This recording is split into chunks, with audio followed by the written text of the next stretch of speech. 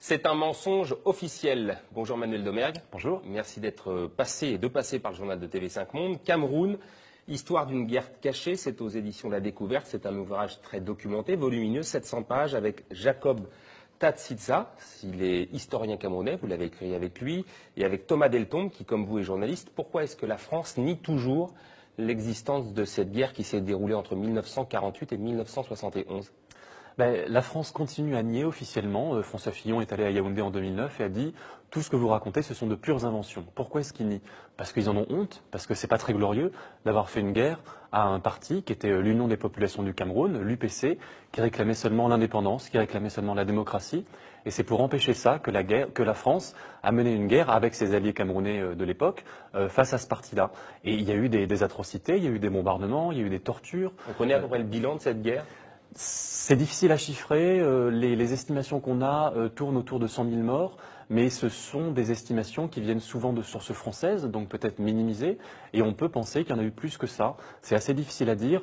Nous, on ne s'est pas vraiment axé sur le bilan chiffré, on essaie de montrer les mécanismes qui ont conduit à cette guerre et qui ont conduit à la confiscation de l'indépendance. Alors justement, indépendance 1960, le Cameroun passe d'un territoire sous tutelle onusienne administré par la France, donc à une indépendance. Quel intérêt Paris avait de conserver la mainmise sur le pays?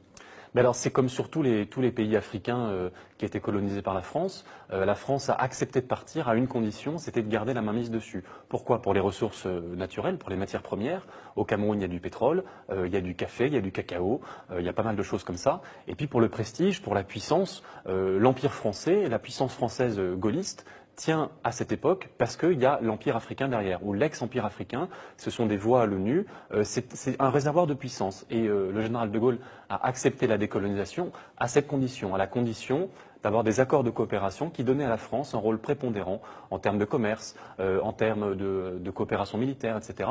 Et en fait, le traumatisme de Gaulle, et puis de la France en général, c'est d'avoir perdu l'Indochine, puis l'Algérie.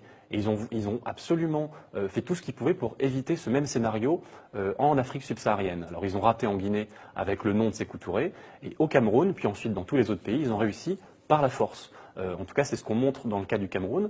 Il y a eu une opération politique assez habile de coopter des dirigeants camerounais tels que le premier président camerounais Amadou Ahidjo, qui était un pro-français. Justement, comment ils arrivent en fait à s'approprier des alliances internes, des alliances locales des Camerounais? Comment est-ce qu'ils y parviennent? Comment est-ce que tous ces gouvernements successifs français sont parvenus à avoir des alliances internes? Alors, la première manière, la plus simple, c'est de combattre tout simplement les vrais indépendantistes, les nationalistes, donc l'UPC de Ruben Oumyobé. Les combattre, ça veut dire frauder les élections, ça veut dire emprisonner les leaders, leur faire la guerre quand c'est nécessaire, les assassiner, en brousse comme c'est le cas pour Ruben Oumyobé en 1958, ou en Suisse, Félix Moumié, le président de l'UPC, qui a été empoisonné par la France, tout simplement.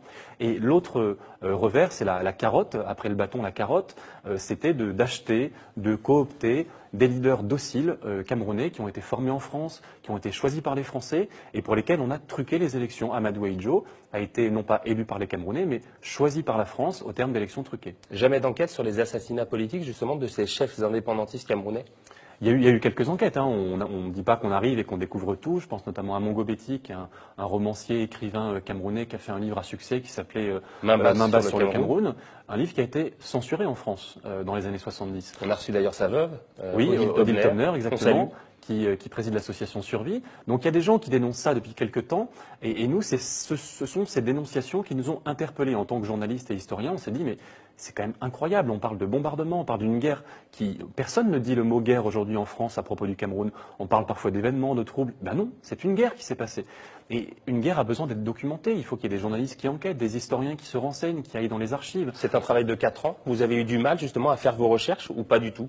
On a eu beaucoup de mal parce qu'il faut être des deux côtés, il faut être au Cameroun et en France. C'est pour ça qu'on a une équipe franco-camerounaise. Comment vous avez travaillé avec Thomas Deltombe et avec Jacob Tatsitsa? Alors là où on apporte quelque chose, c'est qu'on est allé voir les témoins français qui n'avaient jamais parlé, pour la plupart d'entre eux, alors qu'ils sont dans l'annuaire, que n'importe qui peut les contacter, mais personne s'était intéressé à leurs témoignages. Donc on a confronté leurs témoignages, les témoignages des politiques camerounais, des anciens maquisards, etc.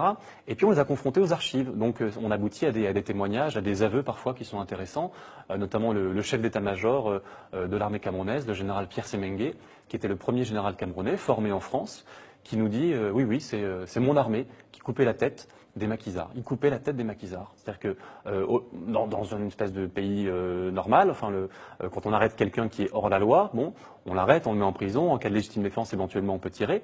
Mais là, c'est différent. Là, c'est une politique de terreur systématique qui fait qu'on torture les gens qu'on arrête et que parfois aussi on leur coupe la tête pour les exposer sur les marchés, sur les places publiques. Quelle a été l'info la plus étonnante que vous ayez découverte au cours de vos recherches? Alors, Parce que vous avez eu accès notamment aux archives militaires françaises, enfin une partie en tous les cas.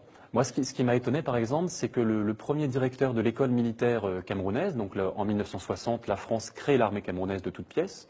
Et ce premier directeur était un lieutenant français qui s'appelait Jacques-Louis Lefebvre et qui revenait d'Algérie et qui était un tortionnaire, tout simplement.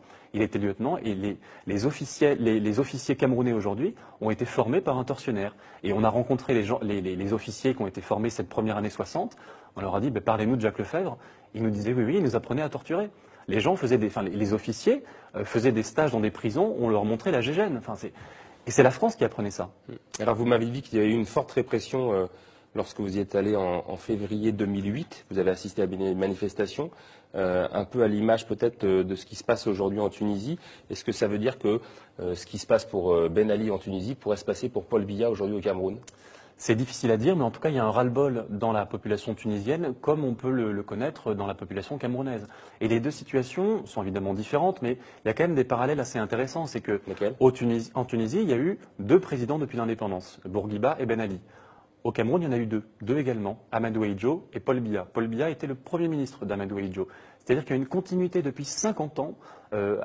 50 ans, c'est quand la France a donné l'indépendance à des gens qu'elle avait choisis. Et donc, on peut dire aujourd'hui que Paul Biya, que les dirigeants camerounais ont été choisis initialement par la France. Et le peuple camerounais n'a pas eu à dire son mot. Et quand il a à dire son mot, quand il va dans la rue, on lui tire dessus. En février 2008, il y a eu plus de 100 morts en 3 jours. C'est-à-dire que l'armée, la police camerounaise tirent sur les manifestants. Vous m'avez dit que le fil conducteur en fait, de cette négation de la France concernant ce conflit, c'était le racisme. Qu'est-ce qui vous permet de dire ça? C'est quelque chose déjà qu'on voit dans tous les textes qu'on étudie. C'est ça aussi qui est choquant dans les archives, c'est qu'on pourrait imaginer des stratégies impériales de la France. C'est pas propre à la France. Mais c'est toujours habillé d'un racisme, un racisme typiquement colonial, où on méprise les gens et on veut faire leur bien à leur place.